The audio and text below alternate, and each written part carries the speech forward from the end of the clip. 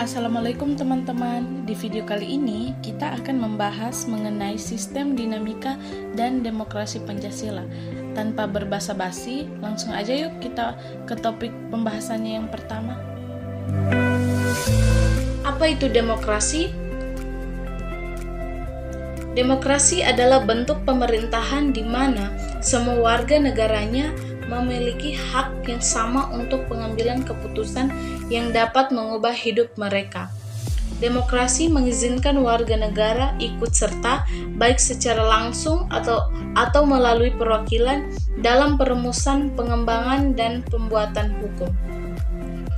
Hakikat demokrasi: suatu peraturan terkadang bersifat kurang memuaskan semua pihak. Apabila tidak ada aspirasi yang merevisi peraturan tersebut, bisa saja akan muncul sebagai permasalahan, bukan? Penyampaian pendapat atau aspirasi merupakan salah satu wujud penerapan demokrasi yang diterapkan dalam berbagai lingkungan masyarakat. Jadi, bagaimana sih hakikat demokrasi itu? 1. Ciri-ciri sistem demokrasi.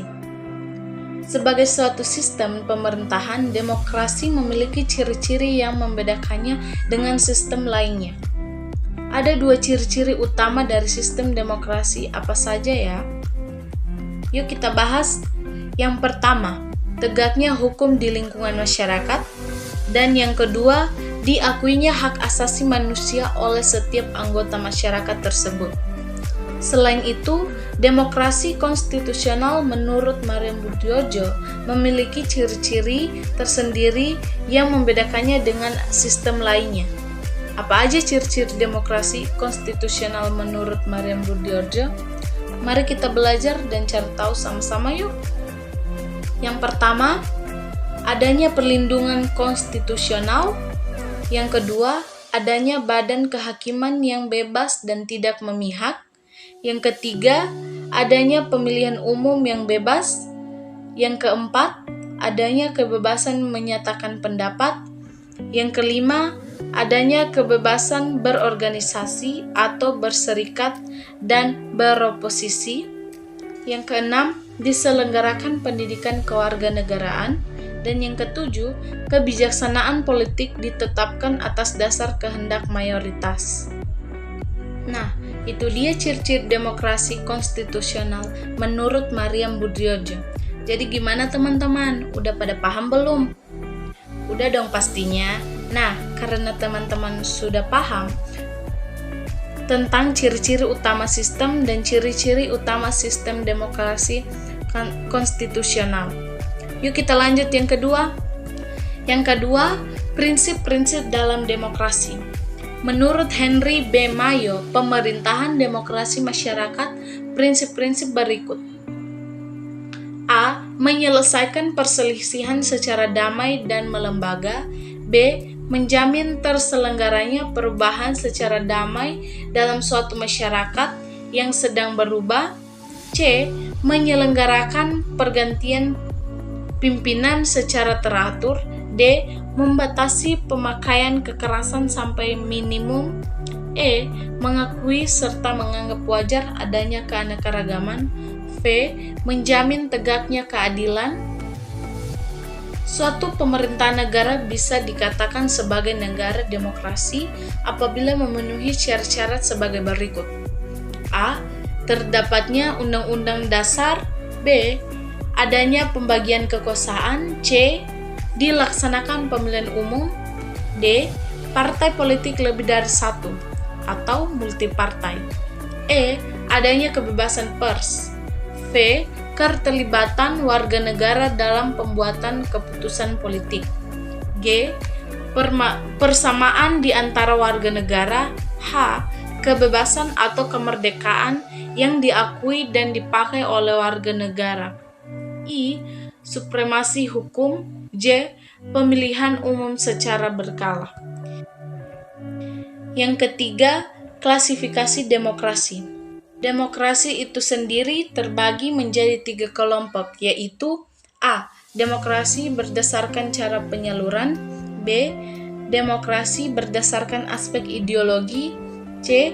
Demokrasi berdasarkan titik berat perhatiannya. Kita masuk ke yang pertama. Demokrasi berdasarkan cara penyaluran terbagi kembali menjadi 3, yaitu 1. Demokrasi langsung adalah suatu sistem demokrasi yang melibatkan demokrasi langsung seluruh rakyat secara langsung dalam kebijakan politik, membicarakan atau menentukan sesuatu urusan negara, pembuatan kebijakan politik. 2. Demokrasi tidak langsung atau demokrasi perwakilan. Demokrasi perwakilan adalah suatu sistem demokrasi dalam menyalurkan aspirasi rakyat melalui wakil-wakilnya yang ada dalam DPR. 3. Demokrasi campuran. Demokrasi campuran merupakan sistem demokrasi gabungan antara demokrasi langsung dan demokrasi perwakilan. Di bagian B, demokrasi berdasarkan aspek ideologi dibagi kembali menjadi 2, yaitu demokrasi konstitusional dan demokrasi rakyat atau demokrasi proletar. Demokrasi konstitusional itu sendiri mencerminkan suatu kekuasaan pemerintahan yang terbatas dan tidak banyak campur tangan serta tidak bertindak sewenang-wenang terhadap warga negaranya. Kekuasaan pemerintahan dibatasi oleh konstitusi. Demokrasi konstitusional dianut oleh negara-negara Eropa, Barat, Amerika Serikat, India, Pakistan, Indonesia, Filipina, dan Singapura. Sedangkan demokrasi rakyat atau demokrasi proletar merupakan demokrasi yang berlandaskan ajaran komunisme dan marxisme yang dikembangkan oleh Karl Marx dan Leninisme. Ciri yang menonjol dari demokrasi rakyat ini adalah tidak mengakui hak asasi warga negaranya. Demokrasi rakyat mempunyai cita-cita ingin mencapai kehidupan tanpa kelas sosial dan tanpa kepemilikan pribadi. Dalam demokrasi rakyat, negara dianggap sebagai alat untuk mencapai komunisme, yaitu untuk kepentingan kolektivisme.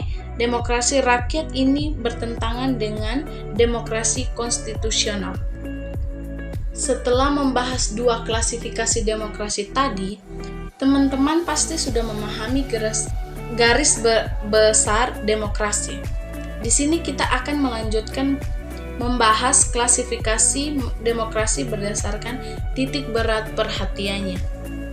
Klasifikasi demokrasi berdasarkan titik berat perhatiannya dibagi kembali menjadi 3, yaitu 1. Demokrasi material, yaitu demokrasi yang menitik beratkan pada paya menghilangkan perbedaan dalam bidang ekonomi, sedangkan persamaan dalam bidang politik kurang diperhatikan, bahkan kadang-kadang dihilangkan. 2. Demokrasi formal, yaitu suatu demokrasi yang menjunjung tinggi persamaan dalam bidang politik, tanpa disertai upaya untuk mengurangi atau menghilangkan kesenjangan dalam bidang ekonomi. 3. Demokrasi gabungan, yaitu bentuk demokrasi yang mengambil kebaikan serta membuang keburukan dari bentuk demokrasi formal dan material. Persamaan derajat dan hak setiap orang diakui, tapi demi kesejahteraan seluruh aktivitas rakyat dibatasi. Bentuk demokrasi ini dianut oleh negara-negara non-blok. Setelah membahas materi sistem dinamika dan demokrasi Pancasila, tentunya teman-teman pasti sudah memahami garis besar dari demokrasi Pancasila. Indonesia negara yang keren bukan? Dengan sistem hukum yang teratur, bisa membentuk suatu kesatuan seperti sekarang ini. Sekian pemaparan materi dari kami. Selamat malam.